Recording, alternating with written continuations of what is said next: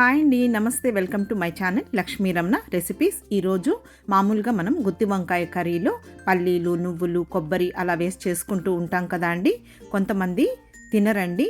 So అలాంటి వాళ్ళకి ఈరోజు నేను టేస్టీగా గుత్తి వంకాయ మసాలా కర్రీని ప్రిపేర్ చేశానండి. కాబట్టి ఈరోజు మనం ఈ గుత్తి వంకాయ కర్రీని పల్లీలు, నువ్వులు, కొబ్బరి లేకుండా టేస్టీగా ఎలా తయారు చేసుకోవాలో చూద్దాం. వేడి రైస్తో కానీ అలాగే రోటీ, నాన్, చపాతీ, పుల్కాలోకి చాలా బాగుంటుంది. ఇక్కడ నేను ఒక అర కేజీ చూడండి ఈ కలర్లో ఉన్న వంకాయలు తీసుకున్నాను. మీరు ఈ ప్లేస్లో తెల్ల వంకాయలైనా తీసుకోవచ్చండి. శుభ్రంగా కడిగి నీళ్ళల్లో వేసి పెట్టాను.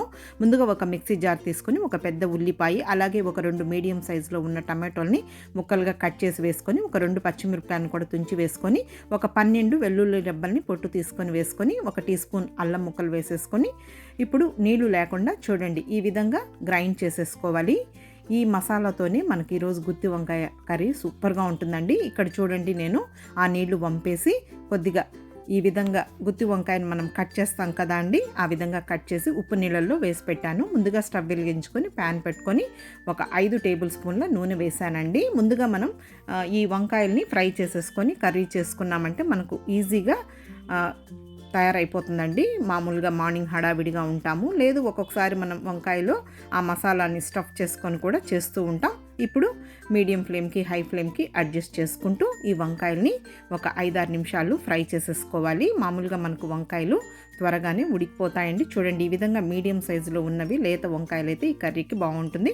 చూడండి ఇప్పుడు ఇవి వేగిపోయాయి. ఇవి తీసి పక్కన పెట్టేసేసుకొని అదే నూనెలో 1/2 టీ స్పూన్ ఆవాలు, 1/2 టీ స్పూన్ మినపప్పు, 1/2 టీ స్పూన్ పచ్చిశనగపప్పు, 1/4 టీ స్పూన్ జీలకర్ర వేసుకొని వేగిన తర్వాత పచ్చి కరివేపాకు వేసుకొని ముందుగా మనం పేస్ట్ చేసి పెట్టుకున్నాం కదా ఆ పేస్ట్ వేసేసుకోవాలి. మనం ఉల్లిపాయ అదంతా గ్రైండ్ చేసాం కాబట్టి ఇంకేం ఉల్లిపాయ అవసరం లేదండి.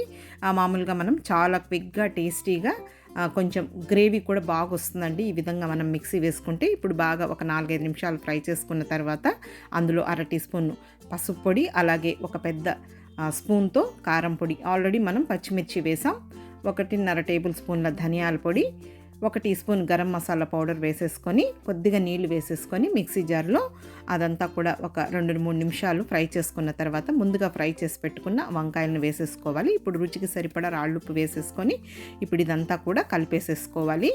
చూడండి వంకాయలు మనకు ఒక 1/4 వంతు దాకా ఉడికిపోయాయి. ఇంకా ఈ మసాలాతో పాటు ఒక 2-3 నిమిషాలు ఫ్రై చేసేసుకున్నామంటే మనకు వంకాయలు బాగా ఉడికిపోతాయి. అలాగే కర్రీ కూడా మనకు కొంచెం ఆ ఉల్లిపాయ, టమాటో అవంతా మనం గ్రైండ్ చేసుకున్నాం కదా, గ్రేవీ టైప్లో వచ్చి కలర్ కాంబినేషన్ కూడా చాలా బాగుంటుంది. ఇప్పుడు కొద్దిగా నీళ్ళు వేసేసుకోవాలి. ఆల్రెడీ మనకు వంకాయలు బాగా ఉడికిపోయాయి కాబట్టి మరీ ఎక్కువ నీళ్ళేమీ అవసరం లేదండి. ఇంకా ఆ టమాటోలు పులిపే సరిపోతుంది, చింతపండు కూడా అవసరం లేదు. చింతపండు వేస్ట్ చేసేది ఇంకొక మెథడ్ అండి, టమాటోలు లేకుండా. ఇప్పుడు మూత పెట్టేసేసుకొని ఒక 4-5 నిమిషాలు మీడియం ఫ్లేమ్లో ఉడికించేసేసుకుంటే చూడండి మనకు ఇదంతా కూడా దగ్గర పడిపోతుంది. ఇంకా చల్లారిన తర్వాత కూడా ఈ కర్రీ అనేది గట్టిగా అవుతుంది కాబట్టి ఈ విధంగా ఉంటే సరిపోతుంది. ఇప్పుడు కొద్దిగా కొత్తిమీరని సన్నగా చాప్ చేసి వేసేసుకొని జస్ట్ ఇదంతా ఒకసారి కలిపేసేసుకోవాలి. ఆ వేడికి కూడా మళ్ళీ ఆ వంకాయలు అనేటివి కొంచెం మెత్తపడిపోతాయండి. మరీ పిసురుగా ఉన్నా కూడా బాగుండదు.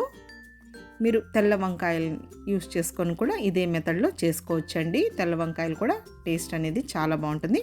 ఇప్పుడు స్టవ్ ఆఫ్ చేసేసాను. చూడండి పల్లీలు, నువ్వులు, కొబ్బరి తినని వాళ్లకు ఈ విధంగా టేస్టీగా మనం గుత్తి వంకాయ కర్రీని ప్రిపేర్ చేసేసుకోవచ్చండి. గుత్తి వంకాయ కర్రీ అంటే చాలామంది ఇష్టపడతారు కాబట్టి అవన్నీ లేకుండా ఈ విధంగా టేస్టీగా మనం ప్రిపేర్ చేసేసుకోవచ్చు. ఇప్పుడు నేను ఒక బౌల్లోకి డిష్ అవుట్ చేసేసి చివరిగా కొద్దిగా కొత్తిమీర వేసేసాను.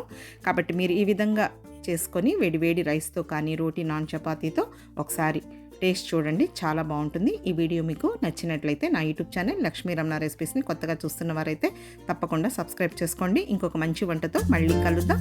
నమస్తే అండి.